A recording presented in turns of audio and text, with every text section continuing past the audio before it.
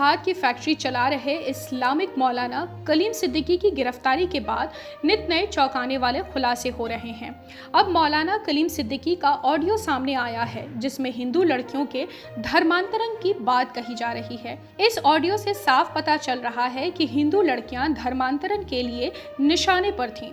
इस ऑडियो में एक मौलाना कलीम सिद्दीकी किसी अन्य धर्मांतरण जिहादी से बात कर रहा है। ऑडियो में कहा जा रहा है कि लॉकडाउन के चलते हिंदू लड़कियां नहीं मिल पा रही हैं, कुछ छोटी जाति की लड़कियां मिल रही थीं।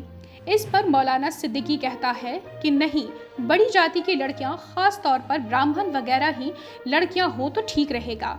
ऑडियो से साफ है कि मौलाना बड़े पैमाने पर हिंदू लड़कियों का धर्म परिवर्तन कराने का रैकेट चला रहा था। हिंदुस्तान में जिहादी किस प्रकार से सक्रिय हैं और सनातन को क्षति पहुंचाने का प्रयास कर रहे हैं, ये अब जगजाहिर हो चुका है। ताजा मामला गुजरात के सूरत से प्रकाश में आया है। यहाँ अशांत क्षेत्र अधिनियम को दरकिनार कर धोखेबाजी से भवन निर्माण के लिए अनुमति ली गई। सूरत के अजान इलाके में एक मंदिर के बगल में रेहान हाइट्स प्रोजेक्ट निर्माण के लिए एक मुस्लिम स्वामित्व वाली एंटरप्राइजेज ने हिंदू साथी को सामने पेश कर निर्माण की अनुमति ली, जो कि कानून को धोखा देने जैसा लगता है। देश में फल फूल रही जिहाद की जोड़ों से एक बार फिर असम दहल उठा। असम के ढोलपुर घोरुखुटी में अवैध रूप से रह रहे बांग्लादेशी मुसलमानों ने पुलिस पर हमला कर दिया। यह हमला इन जिहादियों ने तब किया जब वे शिव मंदिर के जमीन को कब्जा मुक्त करने गए। जिहादियों के इस मामले में 9 पुलिसकर्मी घायल हो गए। वहीं आत्मरक्षा में 2 जिहादियों की मौत हो गई।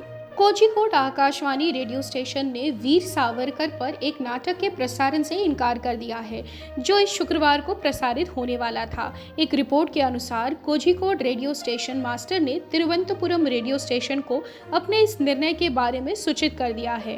उत्तर प्रदेश के प्रयागराज में अखाड़ा परिषद के अध्यक्ष महंत नरेंद्र गिरि की मौत की जांच सीबीआई ने संभाल ली है।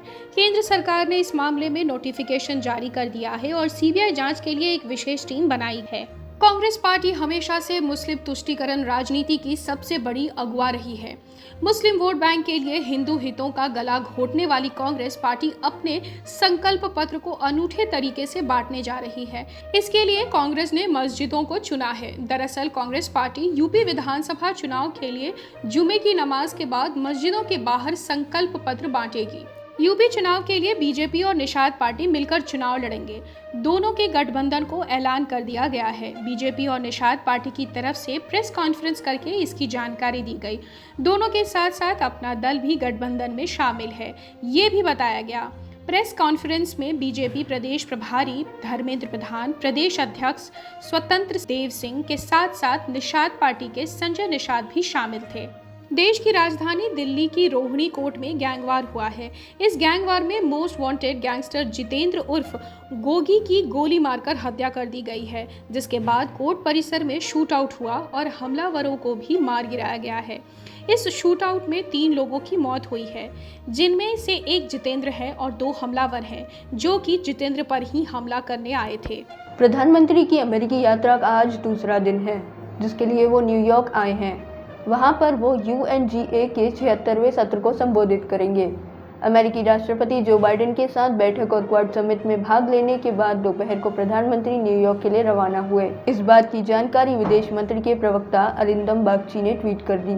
अरिंदम बागची ने ट्वीट कर लिखा, धन्यवाद वॉशिंगटन। एक ऐतिहासिक क्वाड समिट और अमेरिका, ऑस्ट्रेलिया और जापान के साथ द्विपक्षीय वार्ता के बाद पीएम नरेंद्र मोदी अपनी यात्रा के अगले चरण के लिए न्यूयॉर्क प्रस्थान कर गए। न्यूयॉर्क पहुंचने पर ट्वीट करते हुए प्रधानमंत्री ने कहा, आज न्यूयॉर्क शहर में उतरा। भारतीय समय के अनुसार 25 सितंबर की शाम 6:30 बजे UNGA को संबोधित करूंगा।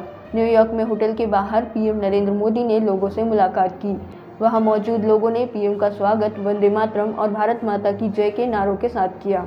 हवाई अड्डे पर प्रधानमंत्री का स्वागत भारत के राजदूत तरनजीत सिंह संधू और संयुक्त राष्ट्र में भारत के स्थायी प्रतिनिधि TS त्रिमूर्ति ने किया। जब बात आतंकवाद की होती है तो सिर्फ आंखों के सामने दूसरों को तकलीफ में देख सुकून को महसूस करने वाला चेहरा सामने आता है। इसी में तालिबान को शामिल किया जाता है। इस वक्त अफगानिस्तान तालिबान के कब्जे में है। मिली जानकारी के अनुसार फिर से एक बार क्रूर सजा के लिए मशहूर तालिबान ने अपनी इस प्रथा को वापस लाने का फैसला किया है।